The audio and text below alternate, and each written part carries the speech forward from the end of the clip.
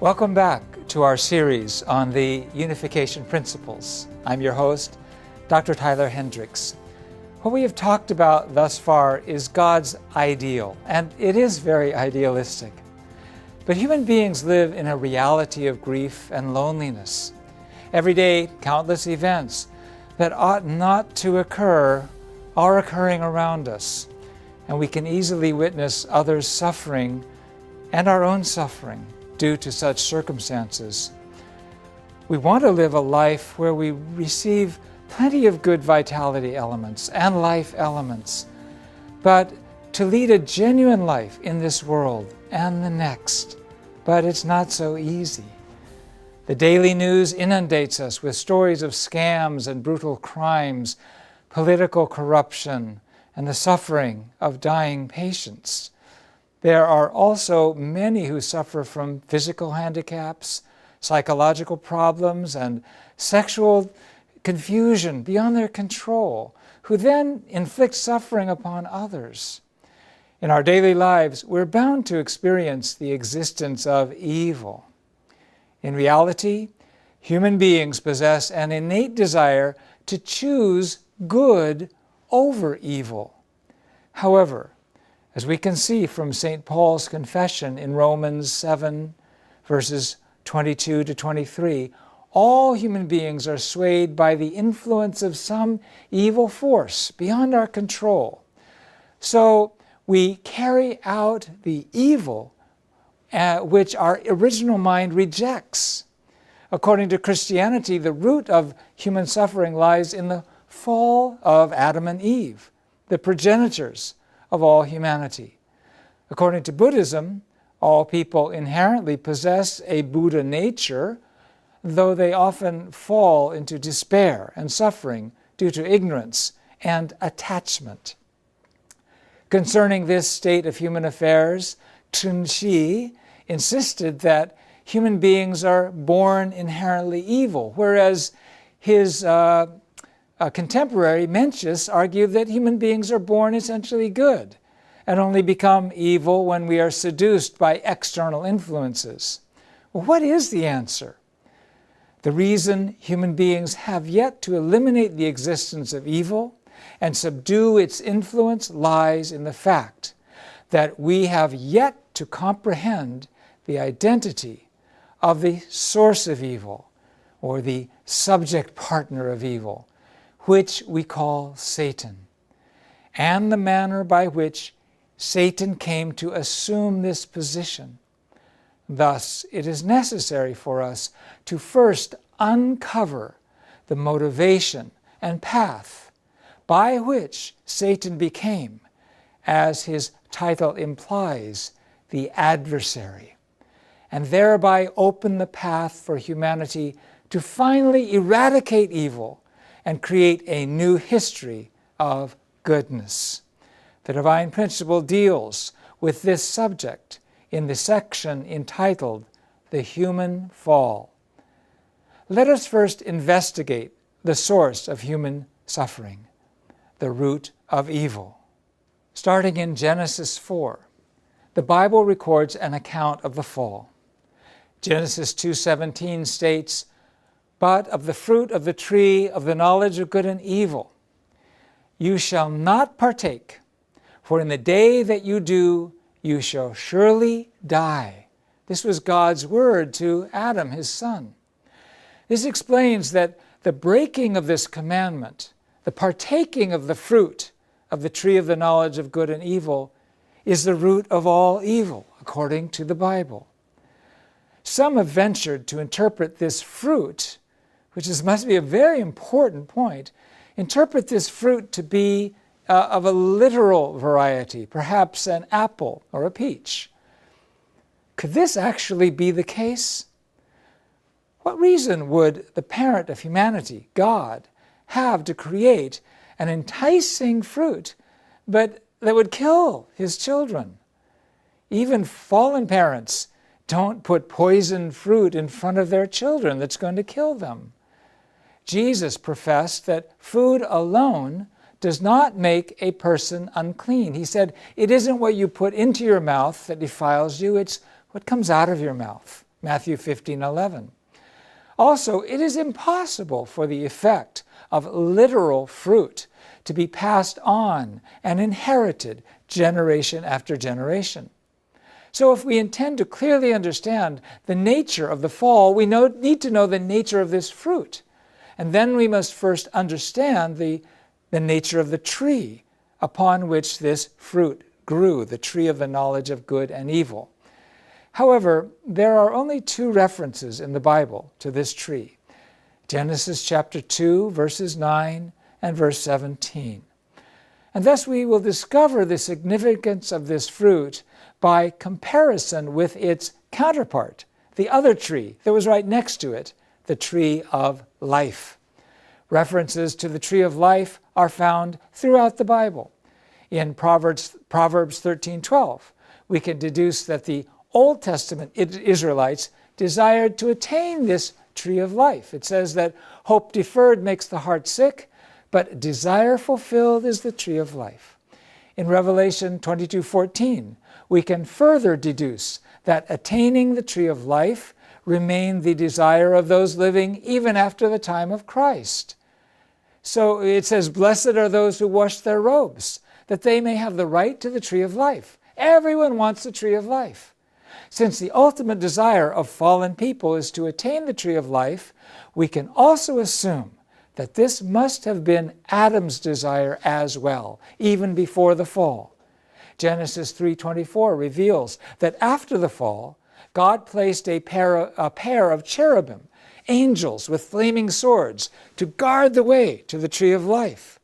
Thus we can deduce that Adam's desire before the fall was to attain that tree of life. So what must have been the desire of immature Adam? It was assuredly to become a complete man, having achieved God's ideal of creation. So the tree of life represents a man who has achieved the purpose of creation. Now, therefore, the tree of the knowledge of good and evil, which stood next to the tree of life at the center of the Garden of Eden, must represent a completed woman, namely Eve. So consequently, the fruit of that tree represented Eve's fruit, specifically Eve's love. Eve, according to the nature of her love, possessed the potential to bring forth either good or bad fruit. And so the tree was referred to as the tree of the knowledge of good and evil. Therefore, the fact that they partook of the fruit is a coded reference to the consummation of a love relationship. However, the reason this was considered sinful was due to the fact that it was a love relationship that God had not sanctioned. It signifies that Eve consummated a love relationship with the one who first offered her that fruit, Satan, represented as a serpent. Then, what is the exact identity of this serpent who became Satan? According to the Bible, this serpent could converse with human beings. He knew the expressed command of God against partaking of the fruit. Revelation 12:9 reveals that this serpent's abode was once in heaven. He also possessed the ability to transcend time and space, and in order to dominate the human spirit. What sort of being could possibly possess such characteristics? Besides God, Adam, and Eve, what being stood in such a position? There are no beings like this other than the angels. 2 Peter 2:4 reveals that the identity of this serpent who ensnared humanity in sin is none other than an angel. In particular, Jude, verses 6 and 7 reveals that the angels fell, and the reason for their fall was fornication. And I will quote the scriptures. "And the angels who did not keep their own domain, but abandoned their proper abode, he has kept in eternal bonds, under darkness for the judgment of the great day, just as Sodom and Gomorrah and the cities around them, since they, in the same way as those, indulged in gross immorality, in the same way as the angels, indulged in gross immorality, and went after strange flesh, are exhibited as an example in undergoing the punishment of eternal fire. Now, fornication is an act that cannot be committed alone. Then who was the angel's object partner of fornication? Genesis 2:25 tells us that before the fall, Adam and Eve were naked and unashamed. However, Genesis 3:7 reveals that after partaking of the fruit, they felt great shame, and they covered their lower parts with fig leaves. This fact indicates that their lower parts were the objects of their shame.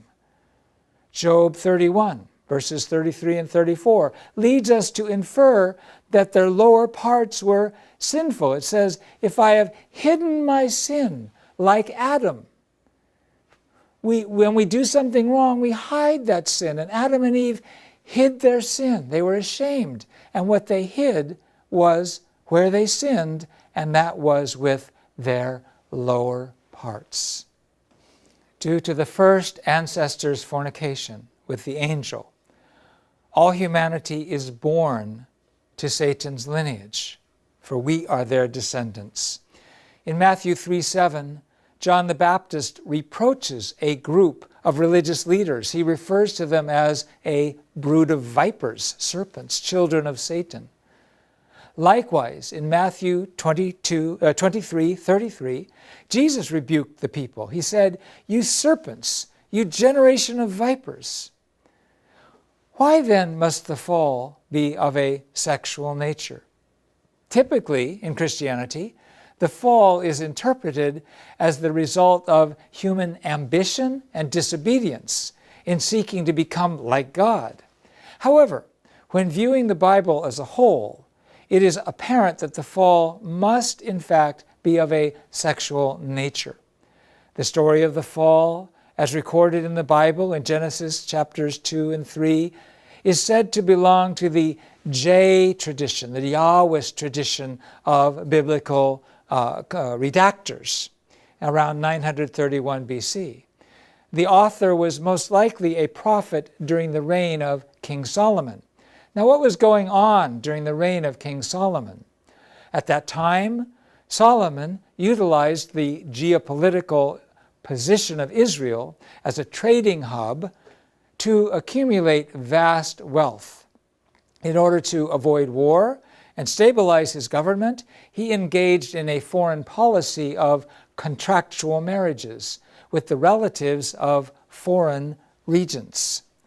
For this purpose, Solomon managed to obtain, in addition to his official wife, who was the Pharaoh's daughter, a harem of 700 consorts and 300 concubines. This is recorded in 1 Kings chapter 11. So Solomon went on to embrace the various idols that these 1,000 women brought with them from their own cultures. And he even built altars for them where they could burn incense and make offerings to these idols, to these false gods. Thus the nation of Israel, which had forsworn to attend Yahweh alone, soon became a religious hodgepodge. Fertility cults, worshipping Asherah or Anat, the goddess of sex and fertility, soon became prevalent. They were spreading everywhere. Fertility cults conducted fertility rituals in which the high priest would engage in sex with a temple prostitute, male or female, to represent sexual unity with the deity. Particularly in the Near East, people began to revere the snake as a symbol of sexual pleasure, along with health and knowledge and fertility. Many children of Israel, the chosen people, they abandoned their commitment to God and began to revere such deities, thereby falling into sexual promiscuity. So it appears that the Yahwist author of those verses in Genesis intended to reveal that the serpent, which many had come to revere, was not in fact a deity of grace, but a seducer and a deceiver, that this sexual deity, the serpent, was the one who actually brought about the human fall, causing Adam and Eve to commit the original sin and be expelled from the Garden of Eden. We should come away from this with the assured knowledge that the origin of human suffering and the root of sin is nothing other than the sexual transgression of our first ancestors, Adam and Eve. In our next session, we will explore in greater depth the motivation and process of the fall. This will reveal how the fall works in our lives and in our society, and how we can reverse it and free ourselves from it.